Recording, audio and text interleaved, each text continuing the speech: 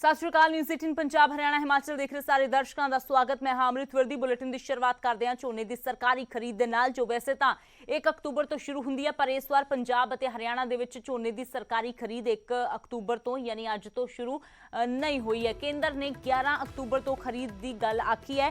केंद्र दे वल्लों अज तो जो खरीद शुरू करन दी गल टाल दी गई। हवाला दिता गया मौसम की खराबी का। बरसात करके झोने च नमी वधन का खदशा जो है वो जताया गया है। हालांकि इस मसले ते सीएम ने पीएम नूं अपील की है अपना फैसला वापस लैण दी ते तुरंत खरीद करन दी इजाजत दी जाए, ये मंग की है।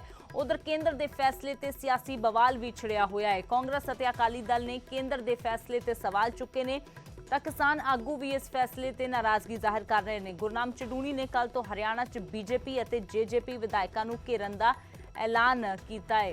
तो सीएम दे वल्लों जो है वो ट्वीट भी किया गया है। ट्वीट करके प्रधानमंत्री तो इस मामले दे विच मंग उन्होंने की है दखल करन दी ते तुरंत खरीद शुरू करन दे आदेश देने की गल आखी है। तो जल्द खरीद शुरू होवे, ये सीएम ने पीएम नूं अपील की है।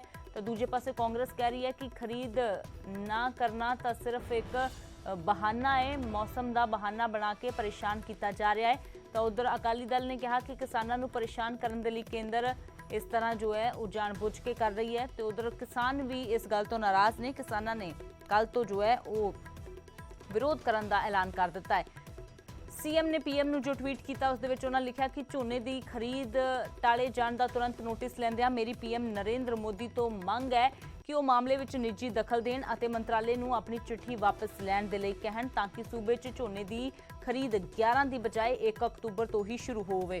तो उधर कांग्रेसी सांसद रवनीत बिट्टू ने भी केंद्र के फैसले ते सवाल खड़े किए ने। रवनीत बिट्टू दे वल्लों फेसबुक पोस्ट पा के उस दे विच लिखा गया है कि मैं मोदी सरकार वालों झोने की खरीद 10 दिन लेट करने की सख्त निखेधी करता हाँ। मीह का बहाना करके फसल की खरीद नूं अगे पाउणा मोदी सरकार की किसानों नूं बर्बाद करने की एक सोची समझी साजिश है। असीं इस फैसले का डट के विरोध करांगे। तो उधर कांग्रेस तो इलावा अकाली दल और किसान आगुआं ने भी इस फैसले ते केंद्र के इस फैसले ते सवाल चुके ने।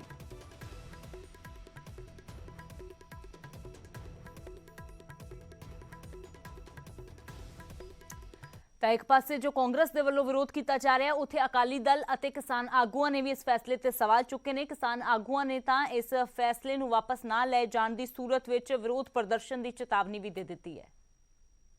गवर्नमेंट ऑफ इंडिया ने झोने की जिहड़ी खरीद है प्रोक्योरमेंट है उस नूं 10 दिन नाल डिले करता और उहदे च बहाना ये लाया गया है कि मॉइस्चर कंटेंट बहुत ज़्यादा।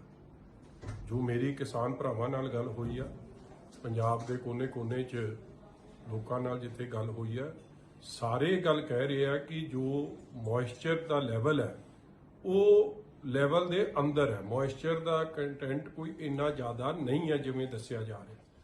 ये कल्ली ते कल्ली मैं समझदा है पंजाब सरकार दी फेलियर और government of India the failure. ये दोवें पंजाब दी सरकार आपदी कुर्सी की लड़ाई तक सीमित रह गई है। लोगों का भला झोने की प्रोक्योरमेंट नूं लैके इन्हां नूं कोई चिंता नहीं है। तो सीधे तौर पर विरोधियों के वलों सवाल खड़े किए जा रहे हैं केंद्र की नीयत ते, पर ग्राउंड ते हालात किस तरह के ने। खन्ना मंडी का रुख करते हैं, गुरदीप साडे सहयोगी जुड़े ने। गुरदीप, क्योंकि रात चिट्ठी लेट मिली है, सरकार भी कह रही है कि सानू जानकारी लेट मिली है, पर उदों तक किसानों को तो अंदाजा नहीं सी, क्योंकि हर साल तो 1 अक्तूबर तो ही खरीद सरकारी शुरू होंदी है। तो जाहिर जी गल है कि उस वेले बहुत सारे किसानों ने तैयारी भी कर ली होगी मंडियां चौक दी। ग्राउंड ते स्थिति किस तरह की है, किसान की कह रहे हैं, क्योंकि 10 दिन का 1-2 दिन का नहीं बल्कि 10 दिन के लिए टाली गई है ये जो खरीद का सिलसिला है।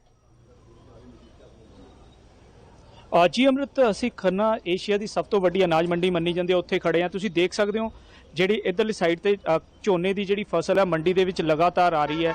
और जेकर यही हाल रहे तो जिस तरह 11 तरीक तो ਜਿਹੜੇ खरीद शुरू करने की गल की जा रही है, उदों तक तो मंडी पूरी चौक हो जाएगी, क्योंकि फसल जी है वो किसानों की पक्की खड़ी है। और इस वक्त मंडी दे ऑलरेडी फसल पई है और अज खरीद शुरू होनी सी, उस वास्ते ढेरियां साफ करके रखियां गई ने।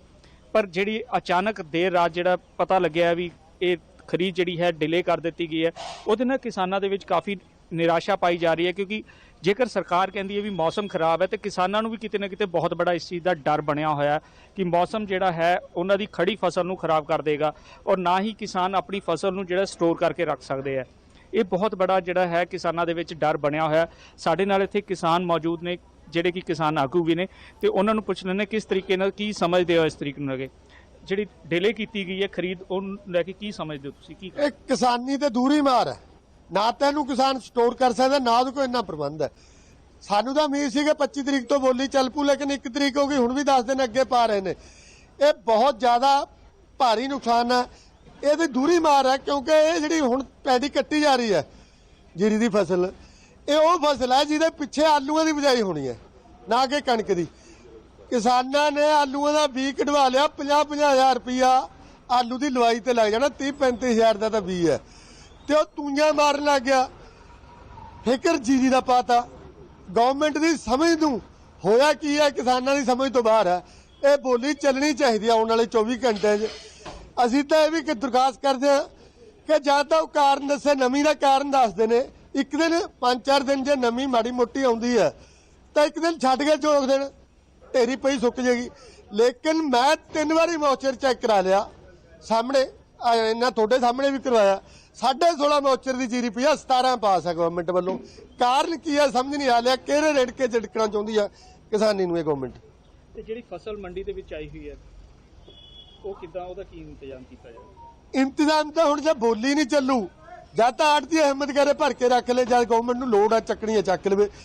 ਕਿਉਂਕਿ ਅਸੀਂ ਤਾਂ ਜਿੰਨਾ ਪੰਜਾਬ ਦੇ ਪਰਿਵਾਰ ਨੇ ਥੈਲਾ 2 ਥੈਲੇ 1-2 ਥੈਲੇ 1-2 ਗੱਟੇ ਚੌਲਾਂ ਦੇ ਖਾਂਦੇ ਹੋਵਾਂਗੇ, ਇਹ ਸਾਰੇ ਪੂਰੇ ਭਾਰਤ ਦਾ ਅਨਾਜ ਹੈ।